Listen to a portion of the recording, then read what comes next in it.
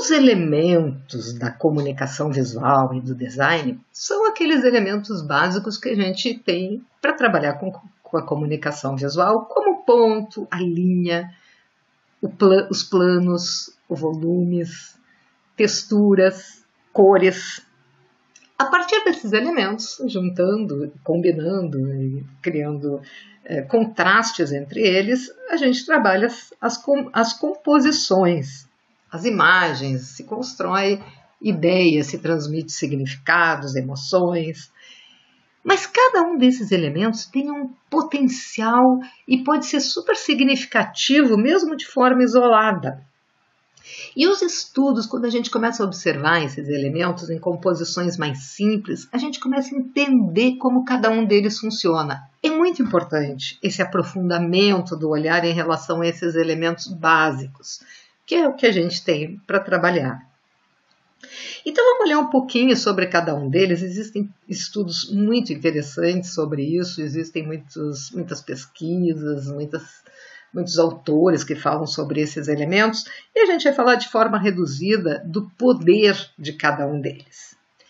O ponto é o elemento mais básico da comunicação visual, né? E ele é sempre muito atrativo. O ponto não precisa ser uma bolinha redondinha, o ponto pode ser um quadradinho, uma forma qualquer que se destaca em relação a um espaço muito maior vazio na volta dele. Então o ponto é um ponto de atração. O olho sempre se direciona para essa imagem. E ela é estática, ela atrai para si, para sua profundidade. Ele é um elemento que marca uma superfície. Às vezes ele parece uma saliência, às vezes ele aparece um furo na superfície, mas ele fica marcado. Ele chama a atenção, ele atrai o olhar.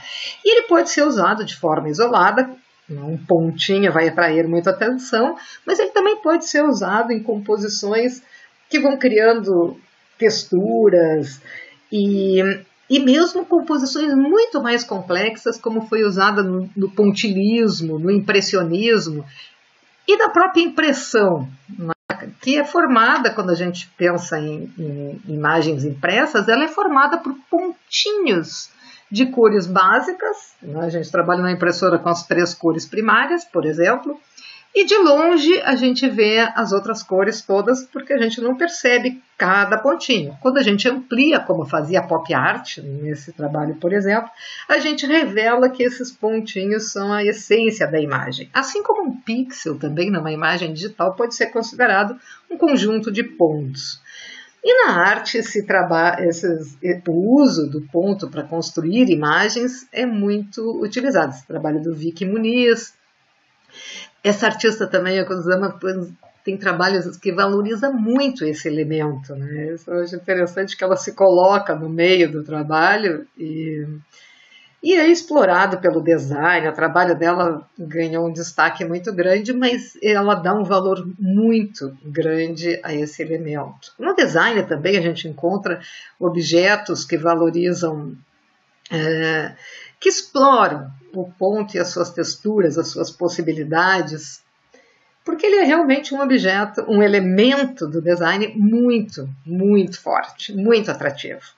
Eu achei legal essa estratégia usada no aeroporto de Amsterdã, que os caras fizeram o seguinte: pintaram uma mosquinha, isso aqui, em cada mictório do aeroporto.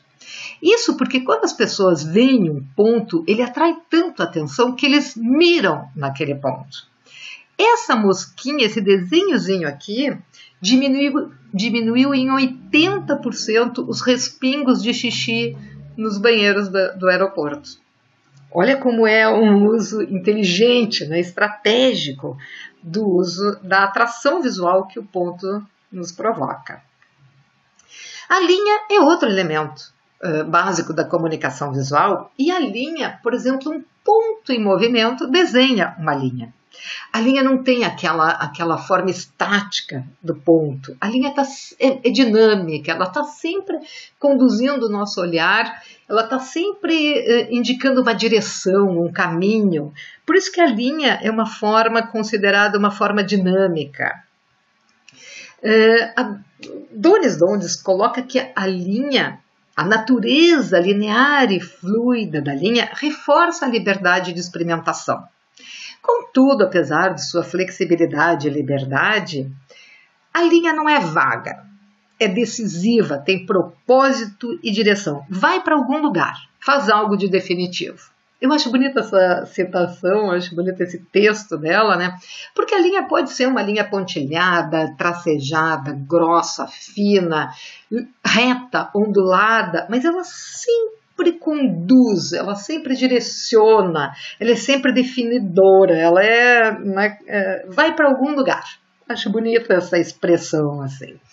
Quando a gente pensa na linha, muitas vezes a gente pensa na linha como o contorno de um desenho.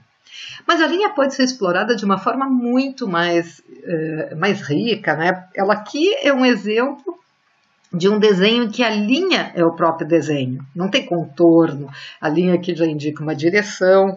Ela também pode ser usada, esse aqui também, né, uma linha, ela também pode ser usada para construir texturas, criar claros e escuros, né, relevos. Não tem o contorno do desenho, né? O desenho é feito de linhas, nesse exemplo. E na arte, claro, vamos ver alguns trabalhos de arte que usam a linha como principal elemento. Esse trabalho é muito interessante, que ele usa uma linha curva, mas a sombra dela é uma palavra, mínimo. Esse trabalho também mostra como as linhas transformam o ambiente, transformam o espaço. E o artista fez alguns trabalhos gigantescos, né, que tomam conta do espaço, mas a gente pode perceber que, dependendo do tipo de linha, a gente vai ter uma sensação bem diferente. Esse trabalho aqui, também é o trabalho dele, do Gomer, e parece uma imagem digital, né? Mas ele são linhas mesmo, é um espaço físico de uma galeria. E esse aqui, completamente diferente, com linhas curvas. Então, realmente, a linha é muito potente para se explorar ela como principal elemento numa composição visual. Depois da linha, a gente pode ver a linha, se a gente deslocar uma linha, ela vai gerar um plano, uma superfície. E a superfície pode ser explorada de forma, planos de cores, pode ser explorado de forma realista, né, fazendo um desenho, representando uma imagem conhecida, ou de forma abstrata, mas ela vai ter sempre esse poder de provocar algumas sensações específicas no observador. E a Bauhaus, que era aquela escola de design da Alemanha, que envolveu vários artistas modernos na época entre as guerras, eles tinham um curso básico que valorizava muito o estudo dessas formas básicas e das cores, das texturas, desses elementos básicos. Antes de definir uma área de aprofundamento, os estudantes aprofundavam seu conhecimento em relação a essas formas e os pesquisadores, os professores, estudavam muito como a gente percebe as influências de cada elemento. E aí a gente pode ver nesses estudos que o quadrado, por exemplo, é uma forma estável, parece que ele está apoiado, ele sempre transmite uma ideia de segurança, de uma coisa estável,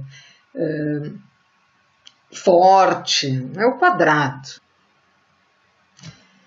Já o triângulo tem sempre uma direção. O triângulo sempre aponta para algum lugar, né? Ele sempre conduz o olhar para alguma direção. Por exemplo, esse triângulo aponta para cima. E o círculo, ele tem um movimento também, mas é um movimento diferente. É um movimento cíclico. Ele conduz o olhar para esse giro. Né? A Bauhaus explorava muito essas formas básicas, sejam nos objetos, nas composições, nas tapeçarias, na tipografia, e até hoje é uma influência importante para o design e para a arte. Aqui é um exemplo de como o círculo, né, dá uma ideia de movimento, uma forma cíclica já conduz o olhar para esse movimento. E aí a gente pode usar esses elementos básicos em composições mais variadas, sejam abstratas ou seja só uma forma plana que conduz a um significado mais direto. Outro elemento básico da composição é o volume. O volume ou o espaço. Não é? Pode ser um objeto, um espaço, ou o próprio espaço pode ser tratado a partir da profundidade, representar a profundidade.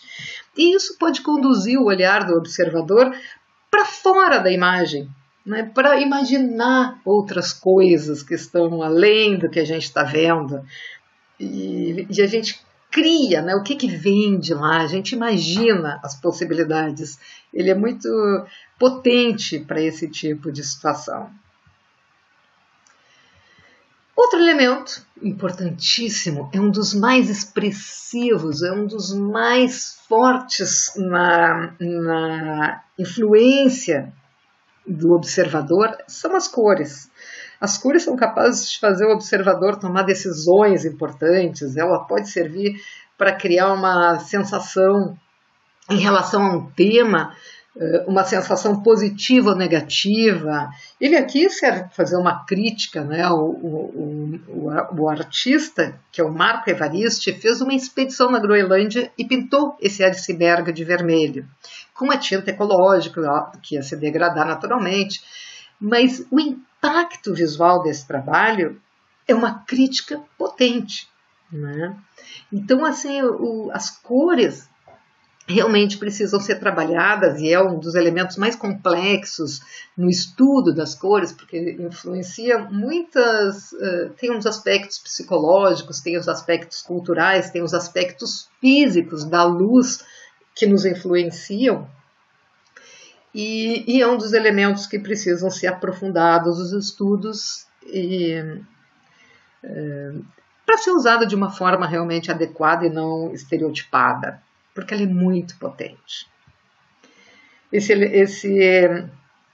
pôster, se ele fosse colorido, ele não daria essa sensação de desgraça. Ele poderia ser uma escultura no meio de construção, mas se ele tem esse tom assim, esverdeado, amarelado, ele já dá uma ideia de que estamos tratando de uma coisa da degradação, de uma coisa trágica.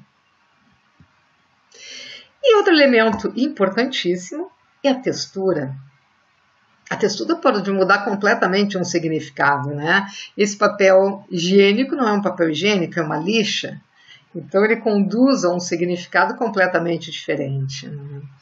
Só relacionando, por exemplo, essa área externa e interna.